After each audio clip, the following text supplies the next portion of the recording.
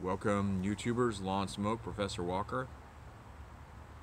And today's video is on the difference between murder and manslaughter. Now, there's a whole lot we can talk about when it comes to a lot more detail about murder and manslaughter, but I want to give you the lowdown in just 5 minutes or less. So what we need to do establish first is what is a homicide. A homicide, which is not necessarily a murder, a homicide is the killing of another human being by a human being. That makes it a homicide, but there are lots of levels and categories of homicides, which murder is one of them. So when you hear the term homicide, homicide does not necessarily mean a murder. Doesn't necessarily mean a shooting or a stabbing.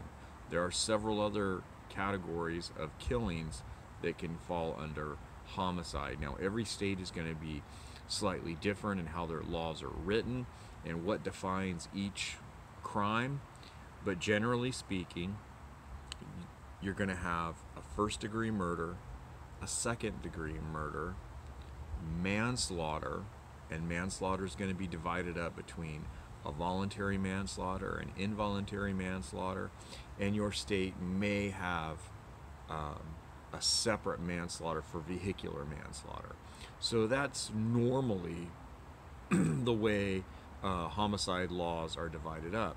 Now, those are just criminal homicides where somebody can be arrested and charged.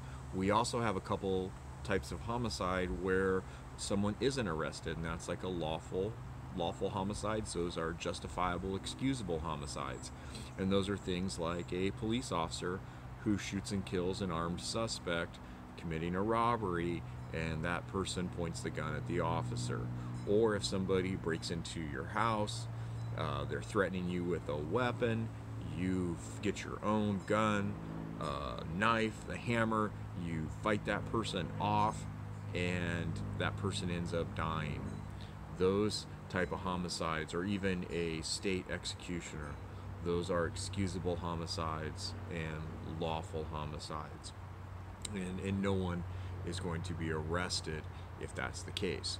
All right, so now when we hear about this case on TV and we see that, oh, a police officer shot someone, or someone killed their child, or like the case in San Francisco of Kate Steinle where someone picked a gun up and fired that gun and shot and killed her.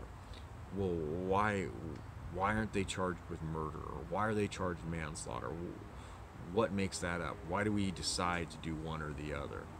Well, the basic dividing line between murder on one side and manslaughter over here on the other is what we call malice. And now, malice is, one way to explain it is it's a mental state of murder. You have a murderous thought, malice, you have bad intentions. So for murder, we have to show that. We have to show that the person who committed this crime was intending to do what they did. They wanted that person dead. They had a bad malice. A malignant heart is another term that we use. Now, the malice can be also divided what we call express malice and implied malice, but for the purposes of this video, we're just going to leave it at that it's malice and bad intentions. So that leaves manslaughter on the other side. Now, how do we differentiate? We said, okay, you have to have this malice and bad intent. Well, okay, well, how do we know that's not there, and what makes it manslaughter? So for something to be manslaughter, it can come in a couple categories. Now, we've already said voluntary, involuntary. A voluntary is that you did whatever act you did, and you were intending maybe harm on somebody, but not killing them, and that person ends up dying. That could be voluntary manslaughter. It could be what we call a heat of passion. A sudden quarrel develops. So person A and person B get into some sort of heated argument, and person A then ends up pulling out a knife, and person B pulls his knife out, and one of them gets stabbed, the other gets stabbed, but one of these folks dies. Now, no one had an intention to commit murder going into this argument. There was no what we would call malice then, or malice aforethought. They hadn't contemplated, there was no planning. This developed out of a sudden quarrel, a sudden fit of anger, and so that could be a voluntary manslaughter. Involuntary manslaughter, slightly different. It would be maybe if someone died, again, I didn't intentionally kill them, but maybe I was committing some other crime that's not a felony, because we actually have something in California, and most states have what we call a felony murder rule, that if someone dies in the commission of a felony that you're committing, like robbing a bank, committing a burglary, committing a sexual assault, well, now we charge murder for that. But I was committing a misdemeanor crime, and someone dies in the commission of that. Or committing some lawful act, doing something that's not illegal, and I caused someone's death, but the act that I did was with some sort of negligence. I wasn't careful.